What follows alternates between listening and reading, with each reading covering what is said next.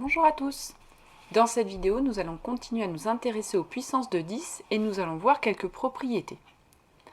Alors, avant de démarrer avec les propriétés, on va regarder quelques exemples et on va essayer de deviner un petit peu ces propriétés qui permettent de faire certains calculs. Alors, par exemple, si je veux calculer 10 au carré fois 10 puissance 3, 10 au cube. Comment faire pour calculer ça? Si je reviens à la définition d'une puissance, 10 au carré c'est 10 fois 10, et 10 au cube c'est 10 fois 10 fois 10. Autrement dit, je peux l'écrire comme ceci. Là, les deux premiers 10 en vert, c'est ceux qui correspondent à 10 au carré, fois 10 au cube, donc 10 fois 10 fois 10. Si je reprends encore la définition, là j'ai le facteur 10 en multiplication qui apparaît 5 fois, c'est-à-dire que ça en fait c'est 10 puissance 5. Alors comment faire pour passer directement de ce calcul, finalement, à la réponse, sans avoir besoin de tout écrire. Là, on a vu qu'on a fait des exemples avec 10 au carré, 10 au cube, j'en ai pas beaucoup, donc on les a tous écrits. Mais imaginons que j'ai 10 puissance 12 et 10 puissance 27, j'ai pas envie d'écrire 27 fois le nombre 10 et 12 fois le nombre 10. Donc évidemment, l'objectif, c'est de pouvoir faire des calculs en les écrivant plus rapidement.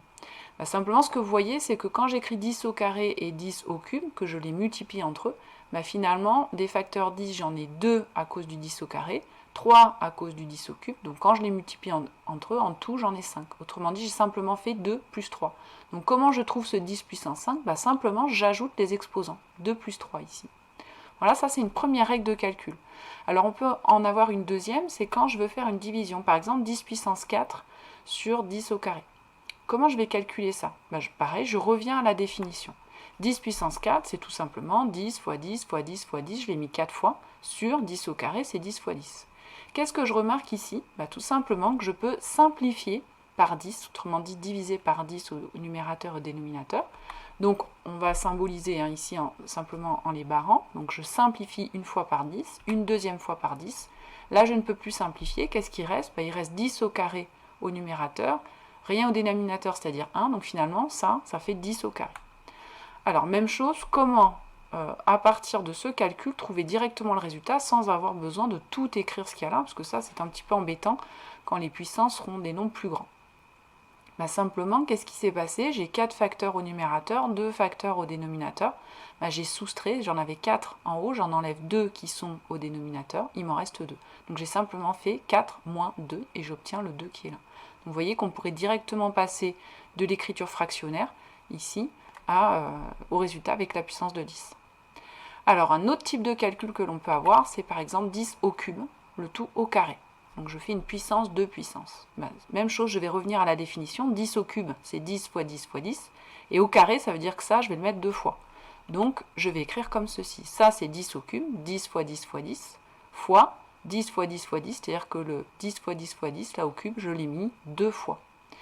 Qu'est-ce qui se passe? En tout, finalement, mes parenthèses, là, elles ne servent à rien. Le facteur 10, il y est 6 fois. Donc ça, c'est 10 puissance 6. De la même façon, comment j'obtiens le 6? Tout simplement, on a fait 3 fois 2. Le facteur 3, je le mets 2 fois, puisqu'on le met 2 fois ici en multiplication. Donc j'obtiens le 6. Donc finalement, à chaque fois, ce ne sera pas la peine d'écrire tous les facteurs 10, sinon ça va être trop long, mais de simplement connaître la règle qui permet de faire ces calculs. Donc de manière générale, la règle est la suivante. Quand je multiplie des puissances de 10, j'ajoute les exposants. Là, je fais m plus n. Quand je divise des puissances de 10, je soustrais les exposants en faisant l'exposant du numérateur moins celui du dénominateur. Et quand je fais des puissances de puissance, je multiplie les exposants m fois n. Voilà, ça vous permet de connaître les règles de calcul. On va faire quelques exemples. Premier exemple, si je fais 10 puissance 7 fois 10 puissance 4, et bien là, j'ajoute les exposants. Donc je fais 10 puissance, et en exposant, je mets 7 plus 4, c'est-à-dire 11. Donc ça, c'est 10 puissance 11. Si je fais une division, 10 puissance 11 par exemple sur 10 puissance 6, c'est 10 puissance 11 moins 6. Je soustrais l'exposant du numérateur moins celui du dénominateur. Ça donne 5, 10 puissance 5. Et enfin, 10 puissance 5 exposant 7, je multiplie les exposants, donc 5 fois 7, ça fait 10 puissance 35. Vous voyez qu'on peut directement la simplifier et trouver la puissance de 10, directement en connaissant les règles de calcul. Voilà, cette vidéo est terminée.